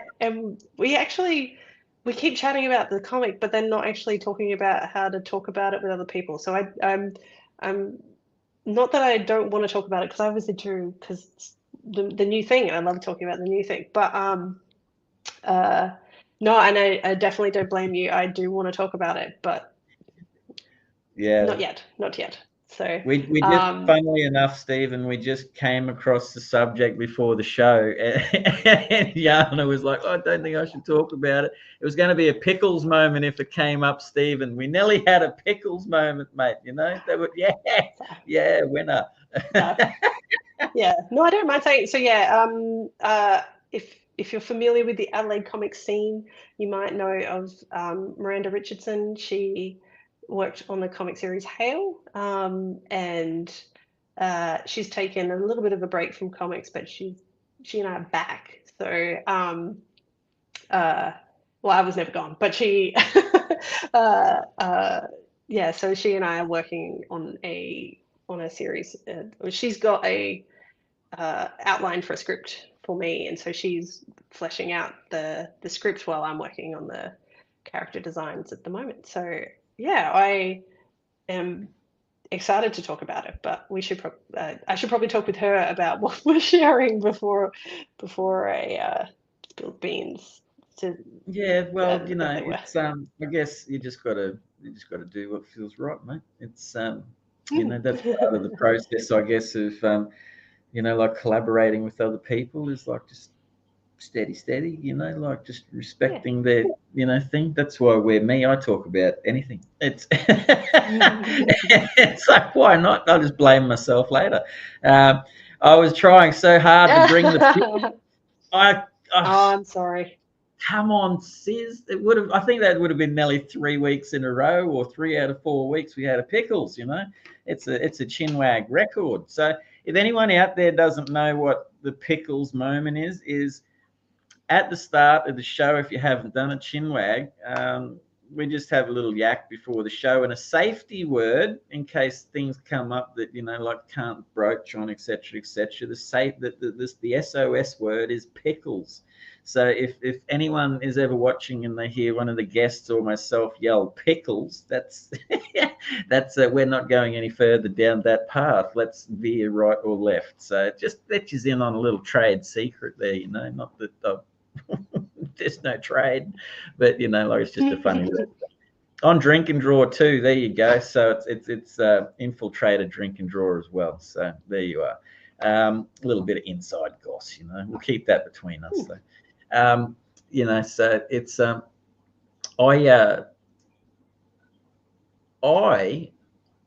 would think that. So is this new project with Miranda? Is it a big project? Are you thinking like, you know, what are your thoughts on it? Are you vibing? Are you feeling, you know, like, let's give some of the people out there a little bit of, oh, Jana and Miranda have got a new thing happening. We don't know what it is, but, you know, like, it's exciting. So it's bigger than anything I've done. How's that for that? Yeah. It's still in the outline phase, so I can't give exactly like a page count as yet. But I'll say 453. How's that? That's a good number. I'm pretty sure it'll be less than that. I'm pretty sure it will be less than that. Yeah. And then the email comes that through might tomorrow. Be a bit much for me. Final script is 422 pages. Yes. She has given me an estimate that but I don't, you know, again, without talking to her, I don't want to put that out into the world. So but yeah, no, it will be it was meant to be a smaller project than what it is, but when she pitched it to me, I'm like, I loved the idea. Like she was like, this is she wrote it with me in mind. It wasn't like something that she already had. I said, let's do a small. I said to her, let's do a small comic together. And then she's like, oh, I'm still working on I'm still trying to come up with the right thing for you and your style and what you want to draw. And then she's like, so I have this idea, but it's a bit bigger than 20 pages. And I'm like, what is it? And then she told it to me, and I was like, oh, this sounds really fun. And so, Yeah. so yeah, I will probably end up working on it and my own thing, but at the same time, because I still do really want to be doing my own stories and my own stuff. But yeah, I'll say we're hoping to pitch this around. So we'll see how we go. Yeah, that's good. Yeah, be very Yeah, exciting. it's exciting, mate. You can tell you're enthusiastic about it. I like seeing people in the community like enthusiastic about the things they're working on, mate. It's great. What's it? There we go. What's it like working with writers like Jess, Kate? Quickly, let's recap Stephen with Jess. What's that like? Like. Yeah. So it because also keep in mind it's been. I think we worked together. Was it 2015 to like 2019, give or take a couple of years. So it was great. Like we, but it was a new process to us both, so we were all just kind of figuring it out. And so like how she works now, I think she actually went and did a uni course or a uni degree for editing. So I imagine her process is quite different now, or is different. So at the time we got together, we brainstormed about what the kind of story that we wanted to do, and then she went away and provided me with an outline, and then she started scripting the pages, and then I started working through them as she was continuing to work through the script. In hindsight, I think that was it's better to have the script finalized before you start working, because then we realized that we wanted to integrate some stuff, some foreshadowing, things like that. But we'd already drawn the pages, so it was just like so yeah, it was. That's probably not the process that she would follow these days. And it isn't ideal for me. Like so. I guess you're talking in that regard, like when you, if you're working with someone, it probably would be handier to have the script written as opposed to a synopsis and then a script come in and go, oh man, I've just drawn 4 pages that are totally wrong, or there's not a lot of, if you're doing it yourself and you do go off the synopsis, you can add as your, like in an organic sense, because I've gone down this process, Jana, that I did scripts a long time ago that were boom, here's my story, there's my pillars, and then over the course of time new ideas came in, so I had to like shape and mold it, so then I'd go back and add to the script, but that was okay because that was me doing it. But when we did Ring Around the Rosie, it had to be, like you get together, you get your ideas, all talk about that sort of thing, and then you sort of wait until the script comes in, and then when you get that script, it's like bang, this is what like the writer wants, and this is what I'm going to give them. That's how I would assume it would work. That's how it does for me, at least. At the way that we worked at the time was really common with webcomics, because they're like ongoing for years, and like more often than not, the creator more often than not, it's a single creator, and they have outlined it ahead, but not scripted ahead. They might script by chapter. And that's kind of it. So But for me, at least for my own work, um, I don't like. I'd like to be organized. Yeah, cool. And That's I cool. so yeah, and like organized is a bad way to refer to it. Uh, I get for for my own work, I think I would be disappointed that I couldn't go back to a page that has already gone public Mm, and insert something to better set up something that comes along. yep. So um, so yeah, that's sort of more what I mean. So Yeah, yeah. yeah. And Stephen McLeod had another comment there. Says working with writers is an interesting experience. No two writers are the same. Love the different processes. That's it. You Hmm. know, that's again, Stephen. I would say like that's just communication, mate. Getting to know that person that you're talking to and chatting with and creating with. Because Jana, I guess it's like chemistry. You know what I mean? Like when you're talking to a writer or an artist and stuff, you know, you sort of pretty know soon enough whether or not there's a vibe, happening as to whether or not the project, like is, ooh, like that's caught your interest, and I could see yourself doing that. So Hmm. everyone's creatively different. Whatever the process is, man, is uniquely yours. So it's just whatever gets you to the finish line, I guess. So no rights or wrongs Hmm. there. Just do and have fun while you're doing it. Um, Yeah. or I would say that. All right, Jana. Well, as we've wind down our chin wag this evening and we start taking the pedal off the metal, mate, I always like to leave the last like prompting word with a why. Why do you do it to yourself, man? Like why? Uh, I think it comes back to what I was sort of saying earlier. Although I didn't phrase it quite this way, growing up, stories, both comics but also novels, they meant so much to me. They, especially um, when I was struggling to make friends and lonely, they they really, yeah, books really shaped who I am. I feel like, and really helped me be who I am, and so I really want to give back, um, and make people feel things, good things, happy things. Yeah.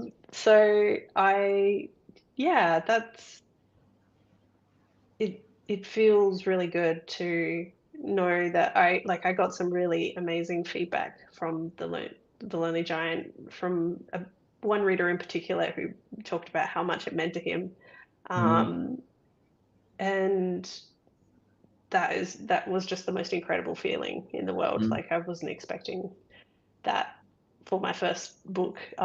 So yeah, I helping give back in the way that others have given to me just is really important to me. So yeah, that's why. that's lovely, mate. That's really good. I it's amazing um, from talking to different creators just over the course of a couple of years doing these chinwags is how many of them feel like that, but also how many of them that have done their first works or a particular work have had feedback from people that have taken the time to reach out to them. And best why answer ever, yeah. And well said from Stephen McLeod. And it's touching to see um, that you're affected by those people, because sometimes like we think that we're doing these things by ourselves in our rooms, and like we're not sure what's going to happen when we release it out there, and it is amongst the it's in the wild. Then it's no control of ours what happens, and to get letters, whatever the subject matter was, like that made you feel valuable, and like that you've made an impact on that particular person's life, I would judge that as a success. So congratulations, mate, and good on you. Thank you. That's good. Art versus life with Felix. Great work, Jana. I'm a high school teacher, and you just never know what can be important to someone somewhere. And Absolutely. yeah, it's amazing, man. Hey, it's Nick, mate. Great chat, great insight. It's thank you for all of the comments tonight, as usual. Means a lot to Chinwag and supporting comics and stuff. But most of all, Jana, mate, that's I really didn't know much about you coming in tonight, mate. And these are usually my favourite Chinwags because obviously it's a big country and it's a big old world. Thanks, Stephen. Great chat. Thanks for watching, Stephen. It's lovely to see you, mate, tonight. And thanks for joining in. We can't all, some of us are rural, some of us are cities. It's a big old wide place. But I have, from the people that I know that know of you and know your work, man, highly regarded. And I was excited to meet you tonight because it's like I just like meeting new people that enjoy comic books as much as I do and storytelling. I'm really grateful and thankful that you are now part of the Chinwag family, mate. So, thank you for coming on the show. And I'm very happy to have met you, mate. So I wish you, that's all right. I wish you every success along the journey. So, looking forward to checking out some of your books as well. So talking about checking out books, where can anyone that's watching this in the past, present, future, 2D, 3D, 5D, any sort of D that you want, where can they get your books, Jana, if they should so wish to? Well, if they're in Adelaide or I was going to say, if you're in Adelaide, then you can pick up my books at Greenlight Comics in the city. And they usually have mine in stock, and if they don't, then it will be in stock soon. So that's always a good place. I am in the process of setting up a store, so you cannot buy it online yet. But if you sign up for my mailing list at janahoffmann.com, I think /join will take you straight to the mailing list, but you can also just Google Jana Hoffmann. I'm pretty much the only English Jana Hoffmann around. So my name usually comes up. And hopefully you've spelt my name right on the YouTube, I'm pretty sure, so that's all good. You can find my mailing list on my website, and then you will be the first to know when my store launches. So stores are tricky, and I know just enough to be like too picky about things.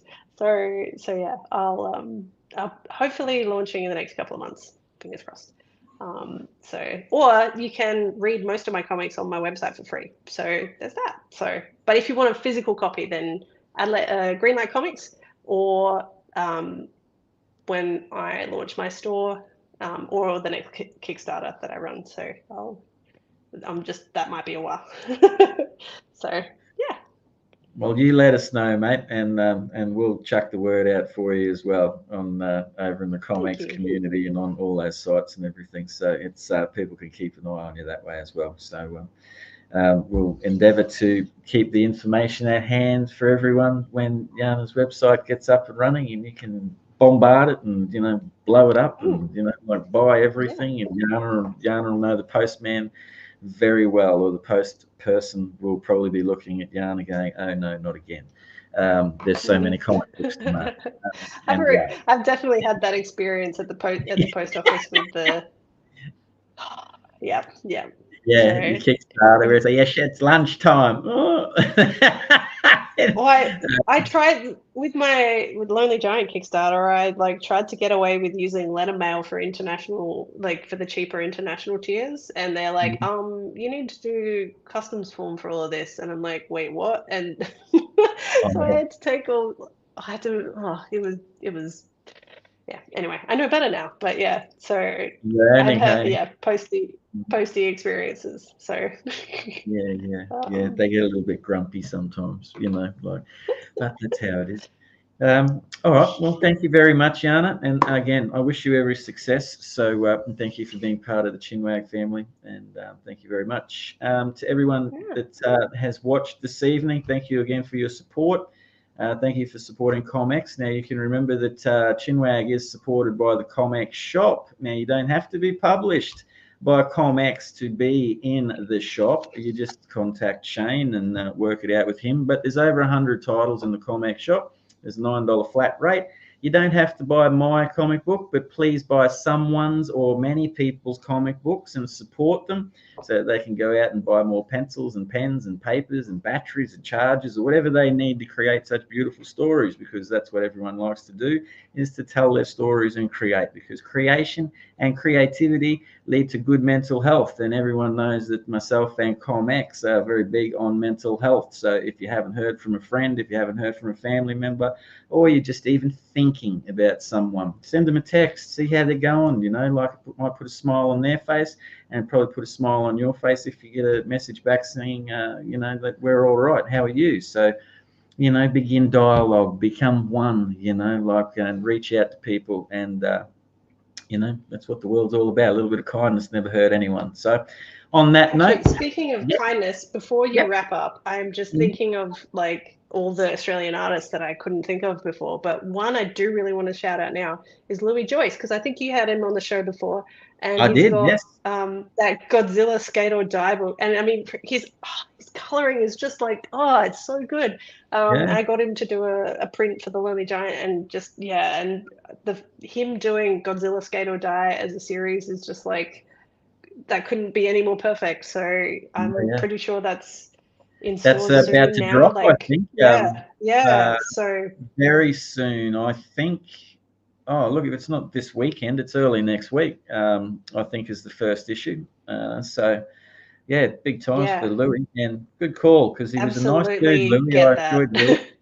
Yeah, he's a lovely dude, man, and perfect mix. Like the skateboarding story and that. But good things come to those who work hard, mate. And now I wish Louis every success as well. He's a good dude. And so Jana and Louis, every success, and everyone go out and thank you, and go and buy Louis's books. Godzilla Skate or Die, coming out soon.